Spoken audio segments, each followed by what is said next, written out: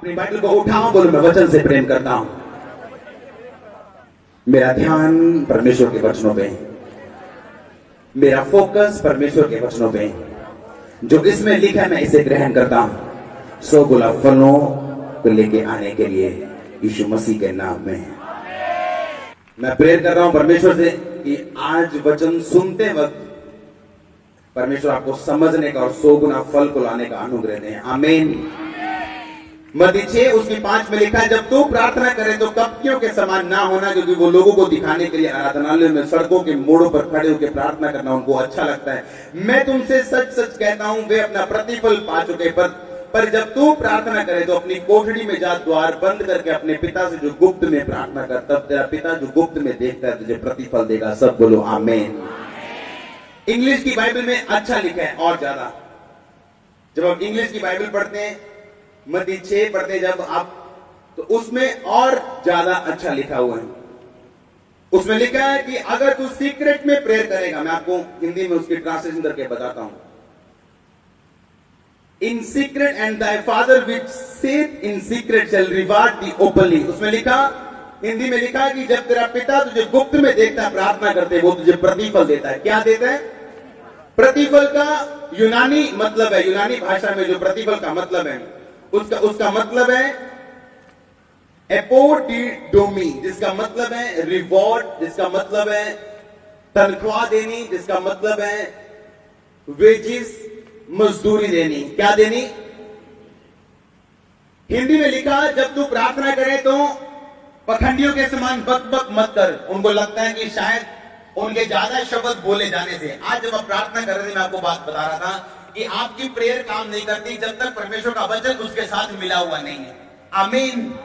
अगर आप बीमार हैं और आप सिर्फ बोले जाए परमेश्वर कुछ कर, परमेश्वर कुछ कर, परमेश्वर कुछ नहीं कर पाएंगे, क्योंकि वो आपके विश्वास के अनुसार आपको चंगा करते हैं, आपकी जरूरत के हिसाब से नहीं। हालेलुया। बाइबल में लिखा है, जब तू गुप्त में प्रार्थना करेगा, हिंदी में लिखा तेरा पिता तुझे प्रतिफल देगा। हिंदी ने कुछ बातें खा ली। इंग्लिश में लिखा, जो चीज तू सीक्रेट में करेगा तेरा पिता तुझे रिवॉर्ड देगा ओपनली।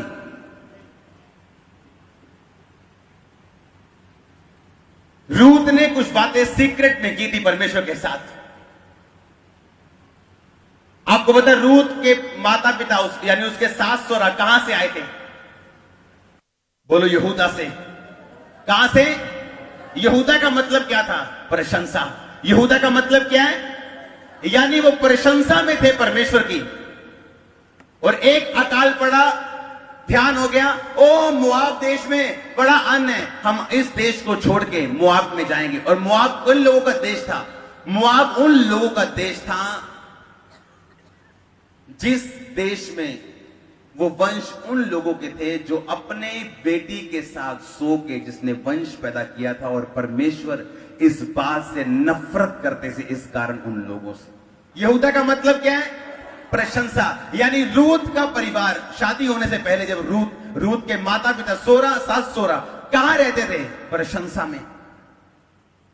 अब शैतान ने एक अटैक किया, अन्न खत्म हो गया, अब ध्यान कहां चला गया?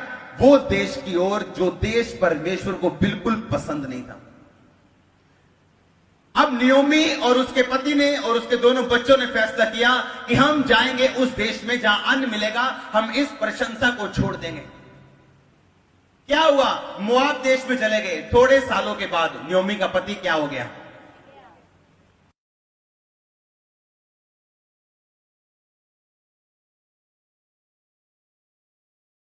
नियोमी और उसका पति कहां रहते थे? प्रशंसा में, यानी यहूदा में। क्या पड़ा? अकाल पड़ा। और नियोमी के पति ने फैसला किया, अकाल पड़ा, अब हम जाएंगे कहां पे? मोआब में। कौन सा मोआब? वो मोआब जो पिता के साथ एक बेटी सो के वंश को पैदा करती, जिससे परमेश्वर नफरत करते थे, वहां चला गया। वहां जाने के बाद क्या हुआ? नियोमी का पति क्या हो गया? मर गया। और उसके दोनों बेटों ने उन्हीं औरतों के साथ क्या कर ली? और दोनों बेटे भी क्या हो गए? जब वापिस जाती है क्या बोलती है? लोग बोलते नियोमी आ गई। नियोमी बोलती है, नियोमी ना को मैनू की कहो, मैनू मारा कहो, क्योंकि परमेश्वर ने मैनू की कर देता? कोड़ा कर देता। पहले कहां रहती थी वो? प्रशंसा में अगर आप लड़ेंगे नहीं, अपनी प्रशंसा जो परमेश्वर ने आपको दी है, वो आपको आपकी प्रशंसा परमेश्वर की गवाही को आपकी जिंदगी में खत्म कर देगा शैतान। ये जो हम मत्ती 6 पढ़ रहे हैं, इसमें लिखा प्रतिफल। मैंने आपको जो पढ़ाया था यूहन्ना 15 उसकी 16 में, उसमें क्या था? फल। फल और प्रतिफल में क्या है? फर्क है। फल का मतलब है कारपोस। कारपोस का मतलब जो वचन हरपाजो यानी हरपेट से लिया गया, जिसका मतलब यह है कि जब तू परमेश्वर तुझे चुनता है, तूने फल लेके आना है बाय फोर्स। अब बाय फोर्स कैसे? कि अब रूथ के जो नियोमी थी, उसके पति का ये कारण था, उसके पति को ये करना चाहिए था, बाय फोर्स उसे उसी देश में रहना चाहिए था। जरा सा बिजनेस डाउन हुआ, अब शराबियों के साथ संगति करने के लिए हम तैयार हैं। जरा सा फाइनेंस ढीला हुआ, अब हम चोरी करने के लिए भी तैयार हैं, डाका मारने के लिए भी तैयार हैं। जब तक हम प्रशंसा में थे, जब तक परमेश्वर की सारी सप्लाई आ रही थी, पैसा आ रहा था, हम प्रशंसा कर रहे थे। लेकिन जैसे ही पैसा आना बंद हुआ, अब हम मोआब देश में जाने के लिए तैयार हैं। ये जानते हुए भी कि परमेश्वर मोआबियों से नाराज है और परमेश्वर नहीं चाहता मोआब के देश में जाएं। परमेश्वर नहीं चाहता हम पुरानी आदतों में जाएं। परमेश्वर नहीं चाहता हम उन लोगों के साथ संगति करें जो ऐसे हैं, मोआब के जैसे। हालेलुया। आपकी प्रशंसा जो शैतान छीनना चाहते हैं, आप प्रशंसा में रहते हैं। इस टाइम आपको परमेश्वर ने गवाही दी है, आपको परमेश्वर ने बरकत दी है, आपको परमेश्वर ने चंगाई दी है। अब शैतान उसको छीनना चाहता है, उसको आपसे लेना चाहता है, ताकि आपकी प्रशंसा को वो फिर से मिट्टी में मिला सके। और प्रॉब्लम अटैक नहीं है, प्रॉब्लम अन्न का ना होना नहीं है, प्रॉब्लम परमेश्वर की अन आज्ञाकारिता का होना है आपकी जिंदगी में। क्या अगर रूथ का पति, उस उद्यमी का पति अगर ये विश्वास करता है कि कोई बात नहीं, अगर अन्न नहीं है तो, लेकिन मैं उस पापी देश में नहीं जाऊंगा, तो क्या परमेश्वर इंतजाम ना करते? बोलो, ना करते? ऊंची आवाज में, क्या वो ना करते इंतजाम? अगर आप अपनी प्रशंसा के लिए नहीं लड़ेंगे, तो परमेश्वर आपके लिए कुछ नहीं करेंगे। अगर आप अपनी गवाही के लिए नहीं लड़ेंगे, तो परमेश्वर भी आपके लिए कुछ नहीं करेंगे। फल लेने का मतलब बाय फोर्स, मतलब बाय के आराम से। परमेश्वर ने कहा, तूने मुझे नहीं चुना, मैंने चुना है, पर अब तू फल लेके आएगा, मैं ये चाहता हूं। और फल आता है बाय फोर्स। आपको फोर्स लगानी है। मैं उस देश में नहीं जाऊंगा, मैं उस इलाके में नहीं जाऊंगा, मैं अपने उस पाप के पुरानी दुनिया में वापस नहीं जाऊंगा जहां से मैं आया हूं। जहां परमेश्वर जिस चीज से नफरत करते, मैं वो कभी नहीं करूंगा। कितने मेरी बात को समझ रहे हैं? आपने जो वचन पढ़ा मत्ती का, पंजाबी की बाइबल, पर जात जे तू प्रार्थना करे तो अपनी कोठड़ी विच वड़, अपना बुआ पेड़ के अपने पिता तो जरा गुप्त विच प्रार्थना करते हैं, पिता जरा गुप्त विच देखता है, तेनू फल देगा। कितने मेरी बात, पंजाबी हिंदी इसमें थोड़ा सा कटिंग कर दी उन्होंने। इंग्लिश में लिखा, तेरा पिता जो तुझे सीक्रेट में देखेगा, प्रेयर करते हैं, तुझे पब्लिकली ओपनली रिवॉर्ड देगा सबके सामने। अब प्रॉब्लम क्या है? देखो, नयोमी ने फैसला, उसके पति ने फैसला किया कि हम गुप्त में प्रार्थना नहीं करेंगे, हम परमेश्वर के सामने रोएंगे नहीं, हम प्रशंसा के लिए लड़ेंगे नहीं, बस हम अपने शरीर के हिसाब से चलेंगे। अगर यहां प्रॉब्लम आ गई तो वहां चले जाएंगे, हाँ या ना? पर रूथ जो ये बात जानती थी कि उसका पति मर गया, ससुर मर गया, जिसकी जेठानी वापिस चलेगी, वो एक बात जानती थी कि मैं वापिस जा सकती हूँ। नयोमी ने कहा, जा चली जा, मेरे पास बेटा नहीं है, तो शादी नहीं होगी तेरी। रूथ जानती थी वापिस जाऊंगी तो सभी देवी देवताओं को मानना पड़ेगा, यहोवा परमेश्वर वहां नहीं मिलेगा, मुझे अपने पति को फॉलो करना पड़ेगा, अपने सास ससुर को फॉलो करना पड़ेगा, अपने समाज को फॉलो करना पड़ेगा। अगर मैं यहोवा को मानना चाहती हूँ तो मुझे रूथ के साथ, मुझे नयोमी के साथ रहना, अपनी बूढ़ी सास के साथ रहना है, चाहे दुख आए, चाहे तकलीफें आए। बोझ उसकी जिंदगी में आया, आपके साथ ऐसा होगा यीशु मसीह के नाम में। कौन था बोझ? अमीर आदमी, वो आदमी जिसको सब अपनाना चाहते हैं लेकिन किसी के हाथ नहीं आ रहा। किसके हाथ आता है वो? रूथ के हाथ, जिसमें परमेश्वर का क्या था? फेवर था और अनुग्रह था। प्रॉब्लम ये नहीं है कि आपकी शादी नहीं होगी, प्रॉब्लम ये है फेवर आप पे नहीं, परमेश्वर का अनुग्रह आपकी जिंदगी में नहीं। अनुग्रह को आप अट्रैक्ट कर सकते हैं अपनी ओर। रूथ ने एक बार ऐसा आया, परमेश्वर यीशु मसीह ने कहा था जो तू मेरे लिए, परमेश्वर ने कहा ये पैसे, अगर तू ये पैसे मेरे लिए खो देगा तो तू इसे क्या करेगा? पाएगा। अगर तू मेरे लिए इसे पाना चाहेगा तो उसे क्या करेगा? पैसे वापस कर। कितने मेरी बात को समझ रहे हैं? परमेश्वर ने कहा अगर तू मेरे लिए अपना प्राण क्या करना चाहेगा? बचाना चाहेगा तो उसे क्या कर देगा? तू उसे खो देगा। पर अगर तू मेरे लिए अपना प्राण खोना चाहेगा उसे क्या करेगा? रूथ ने कहा मैं वापिस जाऊंगी, सुख मिलेगा, हस्बैंड मिलेगा, सब कुछ मिलेगा, सूट मिलेंगे, कार मिलेगा, सास मिलेगी, सोना मिलेगा, सारा कुछ मिलेगा, पर परमेश्वर नहीं मिलेगा। उसकी फ्रेंड ने सोचा सब कुछ मिलेगा, यहां परमेश्वर मिलेगा अकेला, वहां सब कुछ मिलेगा।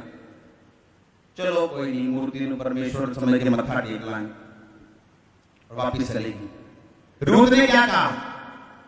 मैं परमेश्वर को चूज करती हूं, बाकी छोड़ती हूं। मैं अपने प्राण को, अपने पैसे को गवाती हूं। रूथ ने 100 गुना पाया। आज प्रॉब्लम क्या है? आज लोग लड़ने के तैयार नहीं। जरा सी प्रॉब्लम आई, अपनी परिस्थिति के सामने झुक गए। यहूदा यानी प्रशंसा, अपनी प्रशंसा जो प्रभु ने आपको दी है उसके लिए आपको लड़ना पड़ेगा। अगर आप उसको अपनी जिंदगी में बनता हुआ देखना चाहते हैं, ठहरा हुआ देखना चाहते हैं, मेंटेन देखना चाहते हैं, उसके आगे बढ़ो, फिर बढ़ो आगे। प्रार्थना के बाद परमेश्वर प्रार्थना करना सिखाते हैं, उसके आगे फिर बढ़ो। जहां उपवास के बारे में लिखा 16 आयत में लिखा है जब तुम उपवास करो तो कपटियों के समान तुम्हारे मुंह पर उदासी न छाई रहे, क्योंकि वे अपना मुंह बनाए रहते हैं ताकि लोग उन्हें उपवासी जाने। मैं तुमसे सच कहता हूं वे अपना प्रतिफल पा चुके। पर जब तू उपवास करे अपने सिर पे तेल मल, मुंह धो, लोग नहीं तेरा पिता जो गुप्त में तुझे उपवासी जाने, इस दशा में तेरा पिता जो गुप्त में तुझे देखेगा, लोगों के बीच में तुझे फल देगा। कितने समझ रहे मेरी बात को? परमेश्वर ने कहा जब तू उपवास रखे तेरा रंग ना उड़ा होए, तू उस दिन ना मुंह धोए, ना कंघी करे, ना कपड़े बदले, तेरा पूछे पाजी की है रोजा रखा है, और तेरे पूरे रिश्तेदारों को बताओ तुमने रोजा रखा हो,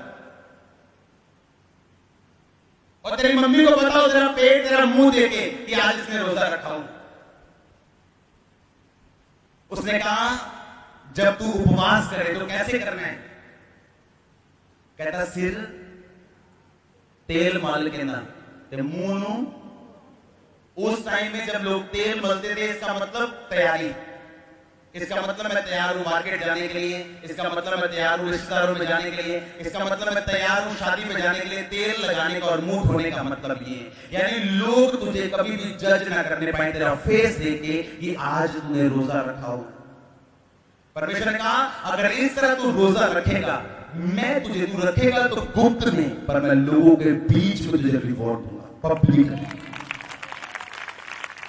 और अगर तू पब्लिकली उसे अनाउंस कर देगा, अपने चैरिटी को, अपने हर चीज को, अपने बोलने को, अपने हर चीज को, गवाही अलग बात है, लेकिन अपने आप को बोलना, अपने आप को बताना अलग बात। मैं आपको बताता हूं मैं क्या बोलता हूं, कितना बोलता हूं, लेकिन मैं जानता हूं जो मैं गुप्त में बोलता हूं परमेश्वर मुझे पब्लिकली उसका रिकॉर्ड देता।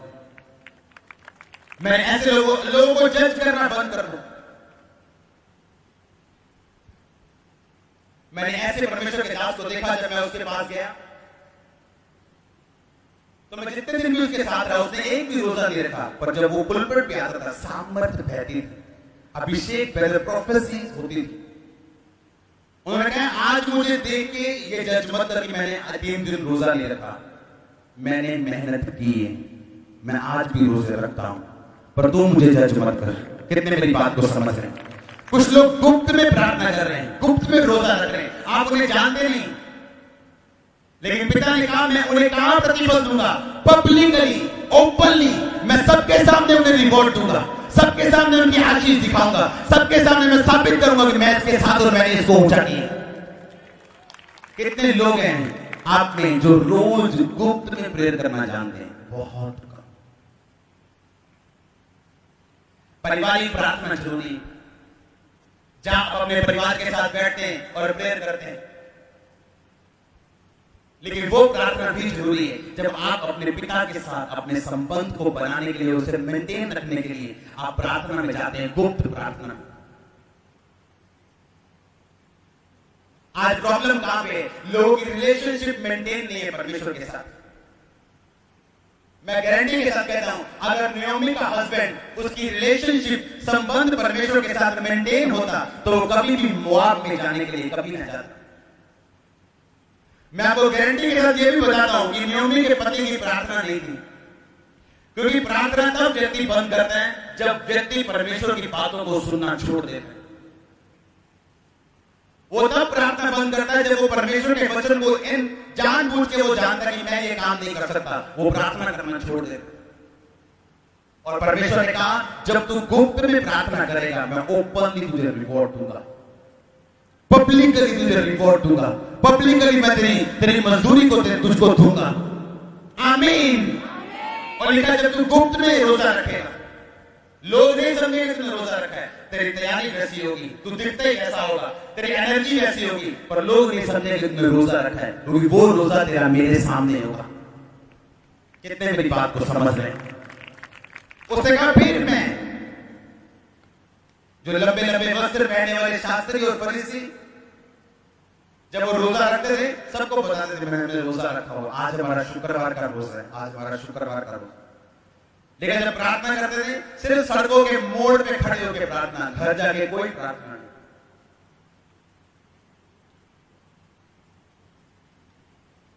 हालेलुया। आज मैं एक व्यक्ति को बता रहा था कि जब मैं मसीह में आया पहले साल मैंने नाश्ता नहीं किया, पहले साल इतने हमारे ग्रुप में एक रूल था कि हफ्ते में 3 दिन रात के रोजे और 4 दिन के रोजे हम रखते थे। जिस दिन हम नाश्ता करते थे हमें अजीब सा लगता कि आज हम नाश्ता कर रहे हैं। कितने मेरी बात को समझ रहे हैं? आपकी प्रेयर लाइफ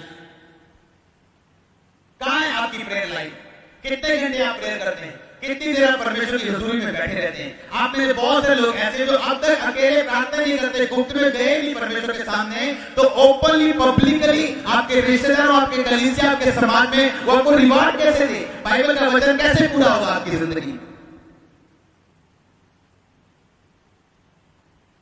मुझे आज भी याद है जब मैं सेवकाई में बिल्कुल नया था, सेवा ज्यादा होने के कारण, लेकिन एक भी दिन अगर हमें मिलता था फुल डे, अगर शाम मुझे मिल गई, मान लो आज रात को मैंने 2 बजे तक काम किया, अगर अगली शाम मुझे 5 बजे में फ्री मिल गया तो 5 से रात 12-2 मेरी सिर्फ प्रेयर होती थी, सिर्फ इसलिए। और ये नहीं बंदिश या मैं कुछ चाहता हूं या मैं मसा चाहता हूं, सिर्फ मुझे आनंद था कि मैं परमेश्वर के साथ अब बैठा हूं, सिर्फ प्रार्थना कर रहा हूं, गुप्त में प्रार्थना कर रहा हूं। और आज लोग बोलते हैं कि पब्लिकली मुझे रिवॉर्ड परमेश्वर ने क्यों दिया। हालेलुया। आपको ये बात समझनी, हर ग्रेट मैन और ग्रेट वुमेन के पीछे उसकी प्रार्थना, सीक्रेट प्रार्थना, उसकी सीक्रेट प्रेयर वाली लाइफ है जिसने उसको बनाया। हालेलुया। रूथ यही बात जानती थी, उसने परमेश्वर को चुना, अपने संबंध को मजबूत किया। आप देखते हैं कई बार, हम देखते हैं कई बार एक व्यक्ति जो मकान बनाता है, एक व्यक्ति जो ठेके लेता है, एक व्यक्ति जो बिजनेस करता है, एक व्यक्ति जो क्लाइंट बनाता है, आप देखते हैं कई बार कि उसका काम नहीं चलता। इसका मतलब यह नहीं कि उसको काम मिला नहीं। मान लो मैंने इस भाई को काम दिया, ये मिस्त्री है, ठेकेदार है, या आरओ कंपनी का कोई मालिक है, मैंने इसको बोला कि आपने ये काम करना है। इसने काम कर दिया पर मुझे तसल्ली नहीं हुई, क्योंकि इसने अपनी रिलेशनशिप मेरे साथ बिल्ड नहीं की, सिर्फ काम किया और पैसे ले लिए। अगली बार मैं उसे बुलाऊंगा या नहीं बुलाऊंगा? अगर आप बड़ी बड़ी कंपनियां देखें और उनकी शुरुआत देखें, आप एक बात देखेंगे, उन्होंने अपने कस्टमर्स के साथ अपनी रिलेशनशिप्स को बिल्ड किया। चाहे पहले पहले उनको कम फायदा हो, कम उनको मार्जिन मिले, लेकिन फिर भी कस्टमर बनाने के लिए उन्होंने बहुत कुछ किया है। और आज वो कंपनी जब ऊपर है, हम बोलते हैं वो ऊपर क्यों है? कितने मेरी बात को समझ रहे हैं? उसी तरह परमेश्वर है।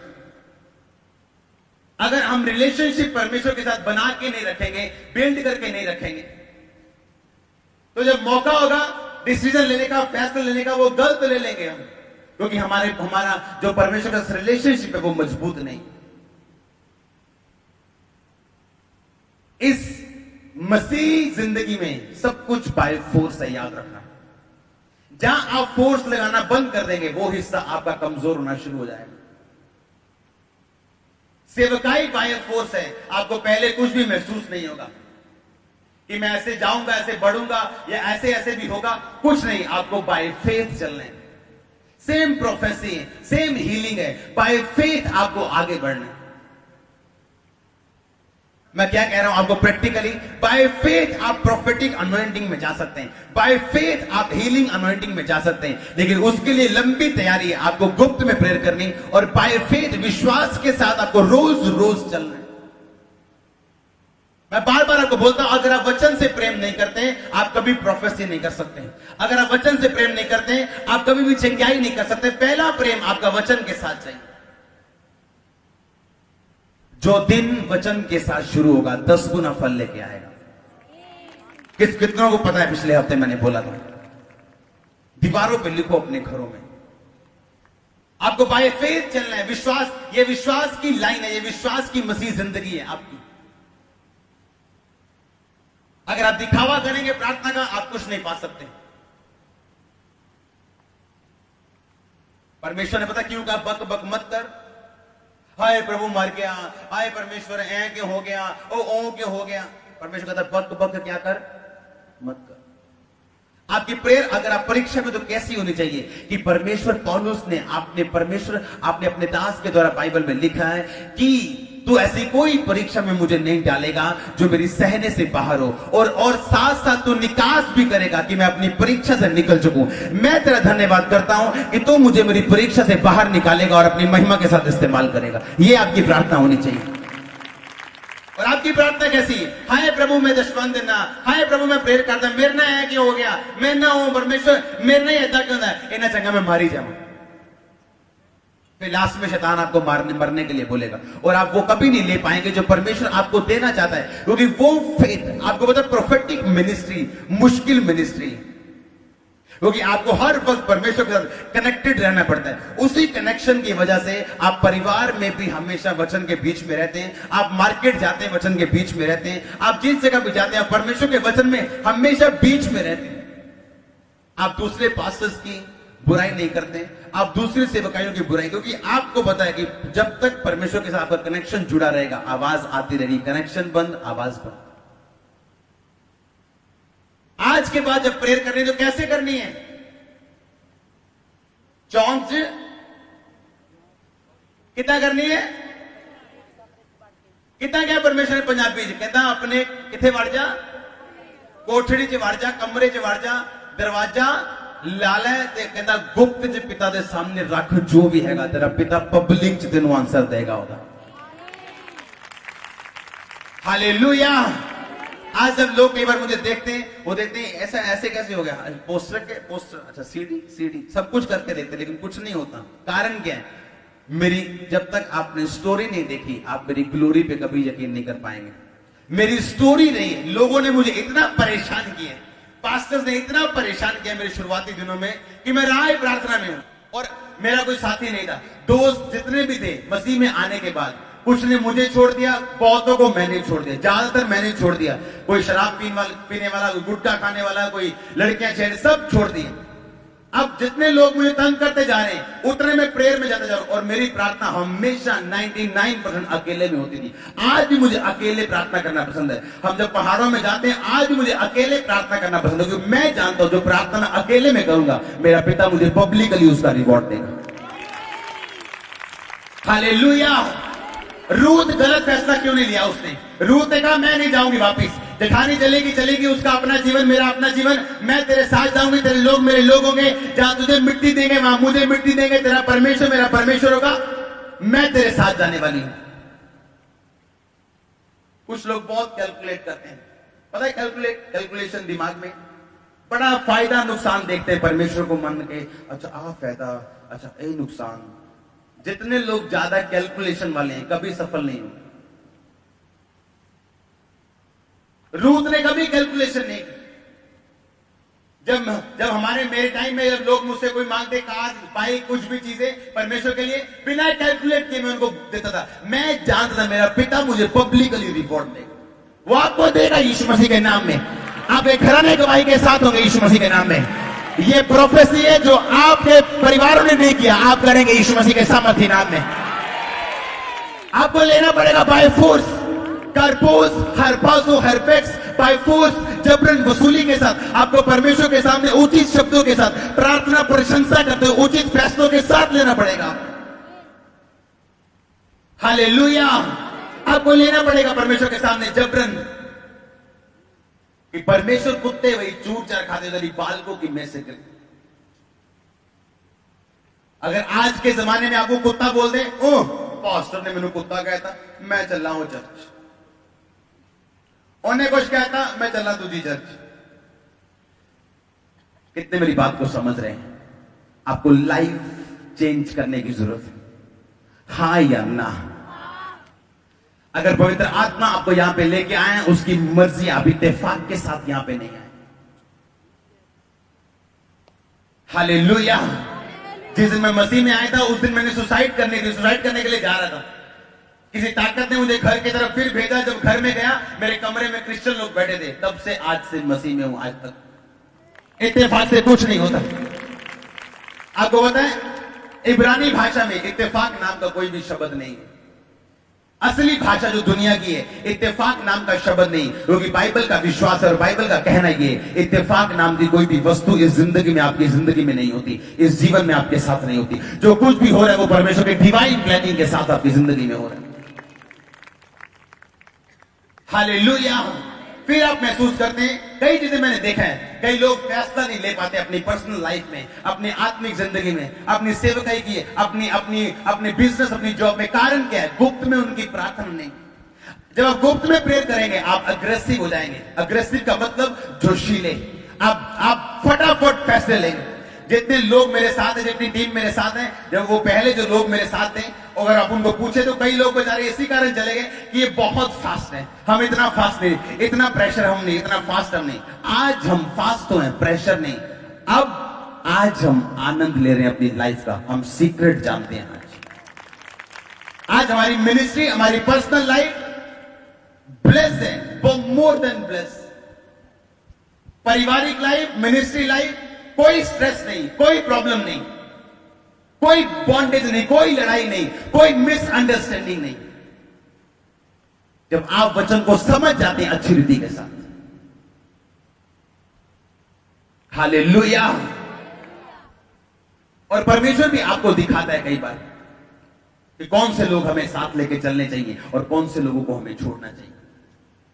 जब दाऊद लेके जा रहा था, गिदौन लेके जा, परमेश्वर ने कई लोगों को छोड़ दिया था पीछे। कितनों को पता है ये बात? मत निराश हो, किसी ने आपको छोड़ दिया, बेटर रिप्लेस करेगा उस व्यक्ति को आपकी लाइफ में, बेटर वन। आप रोने के लिए नहीं चुनेंगे, मैं आपको बता रहा हूं। आप बेचारे नहीं हैं, आप बेचारे नहीं हैं, आप रोने के लिए नहीं चुनेंगे।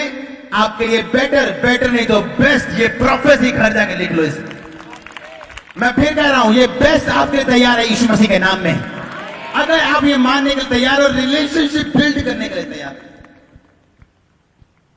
जिनके रिलेशनशिप बिल्ड होते हैं वो अच्छे फैसले लेते हैं, वो डरते नहीं, वो घबराते नहीं। ये नहीं यहां प्रॉब्लम आई तो वहां चले गए, मुआब चले गए, जहां परमेश्वर नहीं भेजा जाता वहां भी चलेंगे। दाऊद को प्रॉब्लम आई कि नहीं आई? सिकलग कहां पे है? यहूदा में। यहूदा का मतलब क्या है? दाऊद की प्रशंसा पे भी अटैक किया गया, पर दाऊद हारा क्या? नहीं हारा, नहीं हारा। न्योमी हार गई, उसका पति हारा, पर दाऊद नहीं हारा। जो शैतान ने अटैक किया वो सारा वापस लेके आया क्या नहीं आया? आपने अपनी लाइफ बनानी है, परमेश्वर ने नहीं। अगर आपको आईफोन दिया जाए, आपको उसके साथ एक बुक मिलती, आपको टीवी दिया जाए, आपको आप फ्रिज लेके आओ, उसके साथ आपको किताब मिलती, उस किताब में लिखा होता आप इसको अच्छी तरह कैसे इस्तेमाल कर सकते हैं। अगर आपको बुक पढ़नी नहीं आती, आपके लिए वो मोबाइल अगर अनजान बंदे को दे दिया जाए, वो मोबाइल उसके लिए प्लास्टिक और लोहे का सिर्फ एक टुकड़ा है, हाँ या ना। उसी तरह जब आपको बनाया गया था, परमेश्वर ने बाइबल में आपके विषय में सारा लिखा है कि कैसे आपकी लाइफ का आप 100% अच्छा इस्तेमाल कर सकते हैं। लेकिन अगर आपको बाइबल में नहीं पता क्या लिखा है, आप उसी व्यक्ति के समान है जिसको आईफोन दे दिया गया, लेकिन वो जानता नहीं इस्तेमाल कैसे करना है, उसे नोकिया इस्तेमाल करने की आदत। फिर नोकिया 2000 वाला फोन और आईफोन जो 60,000 वाला फोन, और आईफोन जो आप जिससे आप बाइबल पढ़ सकते हैं, बाइबल सुन सकते हैं, और नोकिया जिसमें सिर्फ आप फोन सुन सकते हैं। लेकिन वो आईफोन नोकिया के बराबर ही है अगर व्यक्ति को इस्तेमाल करना नहीं आता। आप जानते हैं इंसान जाति के लिए परमेश्वर ने अलग अलग नियम बनाए। आप जानते हैं अगर जंगल में चले जाओ आप, अगर घोड़े के बच्चा पैदा हो, घोड़ी के बच्चा पैदा हो, तो आधे घंटे में उसे उठना पड़ता है। पता है किसी को? अगर वो आधे घंटे में बच्चा उठ के ना भागे और मां का दूध ना पिए, शिकार कर लिया जाता है। वो भेड़ियों के द्वारा, लकड़बग्घों के द्वारा, चीतों के द्वारा, शेर के द्वारा, बाघ के द्वारा। तो आधे घंटे में अब उसे उठना है, आधे घंटे के अंदर अंदर मां का दूध पीना है, आधे घंटे के अंदर चलना है, और पौने घंटे के अंदर उसने भागना शुरू करना है। इंसान का बच्चा देख लो, वो पैदा होता है, 1 साल बाद चलना शुरू होता है, 9 महीने आपके अंदर रहता हूं। क्यों आपको पता है? इंसान ऐसी जाति, अगर बच्चा अंदर 9 महीने ना रहे और बाहर 2-2.5 साल बिल्कुल आप पे डिपेंडेंट ना रहे, आप कभी अपने बच्चे से प्यार नहीं कर पाओगे। परमेश्वर आपको दुख, वो औरत को दुख देते हैं, फिर बोलती है ना मां, मैं तेनू जम्मिया, मैं तेनू पालिया, कहती कि नहीं कहती? कितने मेरे साथ सहमत हैं? क्योंकि वो अपना दुख बता रही है, अब उसे अटैचमेंट है, क्योंकि उसने उसे जमाया, उसने पाला है। अब पिता ने भी रातें सो के उठ के गुजारी। कितने मेरी बात को समझ रहे हैं? इंसान जाति को बचाने के लिए परमेश्वर ने बाइबल में और इस दुनिया में अलग अलग इंतजाम किए। हालेलुया। आपको क्या करना है? बाय फेथ आपने रिसीव करना है, विश्वास के साथ, सेवकाई विश्वास के साथ। अगर आप आंखों के हिसाब से चलेंगे, आप मरेंगे। इसलिए बाइबल में लिखा, जितने जन आत्मा के द्वारा जिंदगी जीना चाहेंगे वो जिएंगे, जो शरीर के अनुसार चलना चाहेंगे वो क्या करेंगे? मरेंगे। नयोमी का पति कैसे चला? आंखों से, अन्न नहीं है, चलो मोब चलिए। रूत कैसे चली? आत्मा से, कोई प्रॉब्लम नहीं, मुझे बूढ़ी सास के साथ रहना मंजूर है, लेकिन मुझे यहोवा पिता को छोड़ना मंजूर नहीं। मैं कल परसों जो बाइबल पढ़ रहा था, उसमें मलाकी पुस्तक मैंने जब खोली तो उसमें मैं पढ़ रहा था, परमेश्वर कह रहे थे कि जब धरती पे 2 लोग जब मेरा भय मानते हुए आपस में बातें करते हैं, तो मैं उनकी एक पुस्तक को लिखता हूं जो उनकी सारी बातें नोट करती है और मैं उनको रिवॉर्ड देता हूं। ये बहुत बड़ी बात है, आप समझे नहीं? क्या कहा परमेश्वर ने? कि धरती में 2 जन जब बात करते हैं, भाई परमेश्वर ने मेरी जिंदगी में बहुत अच्छा काम किया, मैंने पाप छोड़ दिया, मैं प्रार्थना करता हूं, अब मैं ये करने वाला हूं, मैं प्रभु के लिए ये स्टैंड लेने वाला हूं, तू ऐसा मत करना, तू ये मत करना, तू ऐसा मत करना। मैंने फलाने दोस्त को छोड़ दिया, मैंने उस व्यक्ति को छोड़ दिया, मेरे विश्वास के साथ वो छेड़खानी कर रहा। जब परमेश्वर का भय मानने में आप एक दूसरे से बात करते हैं, इसलिए मैंने दोस्त नहीं रखे, क्योंकि दोस्त आपको बताइए क्या बातें करते हैं, कैसी बातें करते हैं, पता है कि नहीं पता? इसलिए मैंने नहीं रखे। मैं जानता हूं कि वो अविश्वासी हैं,